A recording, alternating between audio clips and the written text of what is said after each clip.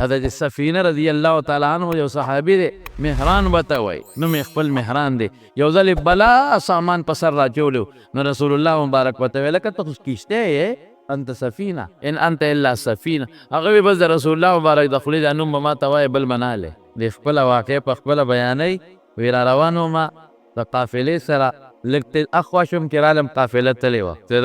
تلم خدای قافله به کومه لاړه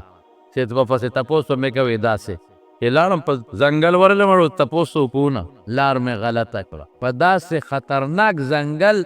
ورلم چې بیا لارم ختمه شوه او خدای دا بس کې دا ټول زمري او شرمخان دي او تیاره شپه م راله اوس خو پیاده وتی م نشم ته به څه کېږي خدایه دومره یارې واغېشتم چې رپېدم او دې کې یو زمری راغېزي ولیدم او راتلو سره په ما شغله شو اوس به څه کوي دلته نه توره شته نه غشې شته نه نیزه شته نه ډانګ شته او زمري نه باید په ډانسینګ پلان خلاص یا اوس څیز یې ووایي بس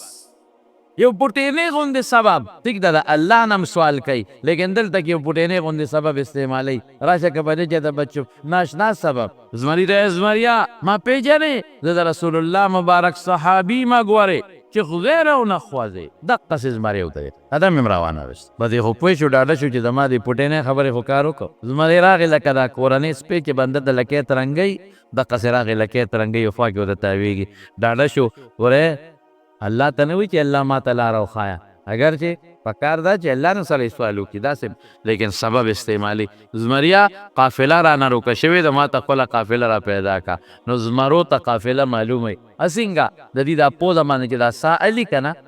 نو دوی ته په دې پته لګي چې کوم ځای څاروي دي او په قافله کې څاروي خامخی کار په دې دا زمرې به سپېمې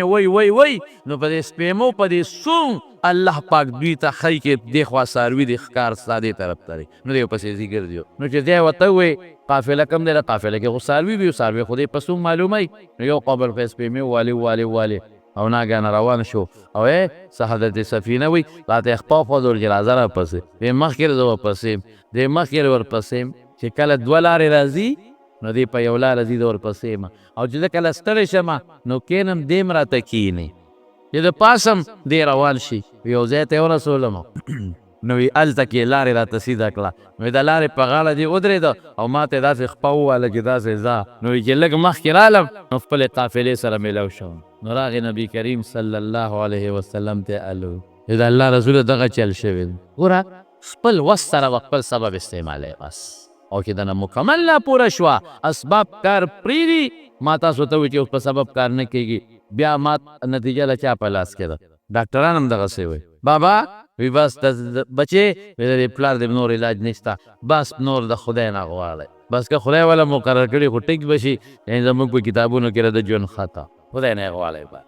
بیا په الله بروسه اسباب کار پرېږدي بیا بالکل په الله بروسه یعنې اسباب به استعمال کړي او دعا به ورسره وکړي چې الله زما دغه وس وګورې دا سبب ماله کار نشي کولی تر څو چې تا پکې طاقت نه یې ښودی الله طاقت دارو به خورې باباجي به زموږ وی چې ناجوړه شی درې کاره کوي یو علاج کوي سنت دی ډاکټر لځی حکیم لري طبیب لځی علاج دویم دم دمونه هم ثابت دي دا یو بل سبب دی ګوره دا دویم سبب رسول الله مبارک په خپلو نوسو چولی دي دمونه دا مچوه او دریم صدقه او خیرات هم کوه الصدقه تطفئ غضب الرب کما یطفئ الماء النار نبی علیہ السلام فرمایي څنګه کې اوبه په اور واچې اور وجني دغه رنګې صدقه د خدای غضب ختموي نو صدقه م ورکه درې کاره کوه موږ نه ورکو صدقې مدقې نه ورکوو 100 روپۍ صدقه نه ورکوو ډاکټر له 1000 روپۍ پیس ورکوو مسکین فقیر له یو 2 نړۍ روټۍ نه ورکوو زیات نه د 5 روپو روټۍ یا د 10 روپو روټۍ او چې ډاکټر درته د 2000 روپو دارو لیکي بیا صدقه کوئ ښه دم هم کوئ د مریض دپاره دم هره میاشت چې خلک ګوري میاشت ښکاره شوه نو د الله لوی قدرت د انسان ذهن ته راځي ور الله څومره لوی ذات دی دا میاشت یې روانه کړې ده یسألونک عن الاهله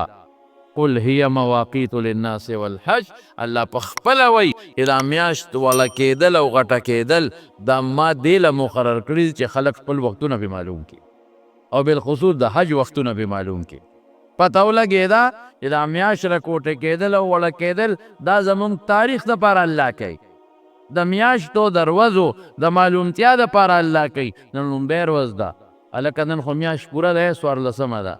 نن خو بیا بل طرف ته کمی شوه نو 15مه او 14مه شوه. نو دا میاشت دې ته به مونږ ګورو، مسلمان به دې ته ګوري اوهو خدای څومره لوی قادر زیات دی. وګوره که نه میاشت ته کله رڼا کمه شي او کله زیات شي، کله دې بل طرف ته وړه شي او کله دې بل طرف ته وړه شي، کله د اسمان په منځ کې د شپې په 12 بجې ښکاري او کله د شپې په 12 بجې د اسمان په غاړه کې ښکاري. نو زمونږ د اسلامي تاریخ تعلق د الله عظیم قدرت مونږ ته راښکاره کوي. او دا به معلومیږي د میاشتو نه، وایي میاشتو ته وګورئ چې هر وخت د هرې میاشتې په آخر کې میاشت ته ګورې، په منځ کې میاشت ته ګورې. هلکه نن خو 14مه ده، نن خو 14مه ده د اسلامي میاشت، نن خو 15مه ده چې د ایام بیض وایي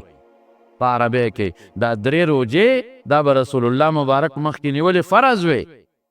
اوس دا 3 روژې د میاشتې 14مه 14مه 15مه فرض نه دي خو مستحب دي. نو دا 3 روژې چې ته نیسې د اسلامي میاشتې په 14مه او 14مه 15مه دا به د میاشتې نه معلومه،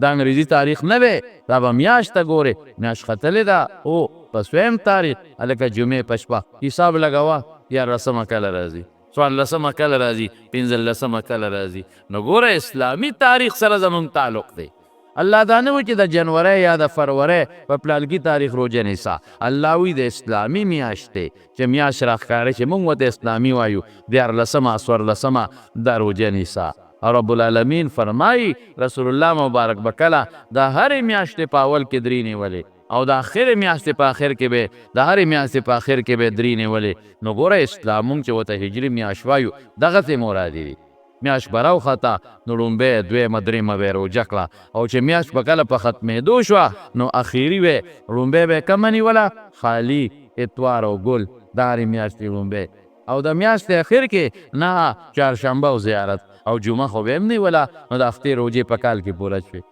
گویا کې زمونږ د دې میاشتو د دې اسلامي میاشتې مونږ ورته وایو د دې تعلق د میاشتې د لیدو سره دی، د میاشتې راختېدو سره دی، د میاشتې پرېوتېدو سره دی، او د دې نه د رب العالمین لوی قدرت معلومېږي. کافرانو به څه چل کوه؟ کافرانو به دې کې 4 میاشتې د عزت میاشتې دي، د احترام میاشتې دي، دې کې به کافرانو هم یو بل سره جنګ نه کوه. 4 کمی دي منها 4 حرم، یو د ذی قعده مونږ چې ورته میانه وایو، د رکوټ اختر نه پس چې کومه میاشت راځي، یو ذی الحجه مونږ کې د لوی اختر میاشت ورته وایو اوس چې تېره شوه، یو محرم دا اوس چې روانه ده عاشوره 3 متوالیات دا پرله پسې، او یو بله ده هغې ته رجب وایي، هغه د روژې نه یو میاشت مخکې ده، د روژې نه مخکې شعبان راځي، شعبان نه مخکې رجب راځي، هغې ته زمونږ پښتانه د زبرګې میاشت وایي. نو 3 ده او یو ده، دا 4 الله وایي او د الله رسول وایي دا د عزت او د احترام روزي. د مکې کافرانو او د دنیا کافرو به هم دې ورځو ته میاشتو ته د 4 ته د عزت په نظر کتل. منسل الاسله اسلنا دې به د نیزو نه اوسپنې وویستې، لرګي به یې پرېښودل، او د غشو نه به هغه اوسپنې وویستې تش لرګي به یې پرېښودل، او تورې به یې په تیکو کې بندې کړې او لرې به یې اویزان دې کړې. ولې؟ دې کې به جنګ نه کوو. که د پلار قاتل بچاله د کور مخې ته په مخه ورغې نو غږ به یې نه کو، یاره وایي دا د عزت میاشتې دي که نه، دا د احترام میاشتې دي، دا د برکت میاشتې دي. نو غشو نه به یې اوسپنې وویستې د نیزو نه. ولې؟ هسې نه چا سره جنګ جوړ شي، د پلار دشمن مخې له راشي او جوش کې راشم او په نیزه او په غشي په توره ورشم او د دې میاشتو بېعزتي رانه ونه شي، سړی پې ونه وه، په دې غشو سړی ونه لم. دونه به هغوی د دې میاشتو قدر کو چې هغه مکمل به یې اوسپنې وویستې، که چې جوش کې رالم تویش کې رالم او کور ته لاړم نیزه مې واخېسته تش لرګي به او توره به په تیږې کې بندی، د لاس نه به مې اوچتی او غشو کې به هم هغه اوسپنې نی، نو په تش لرګي خو څوک په چا غوزار نه کوي. د دې میاشتو به یې دونه قدر او عزت پکوه، جنګ به یې نه کو. که جنګونه به شروع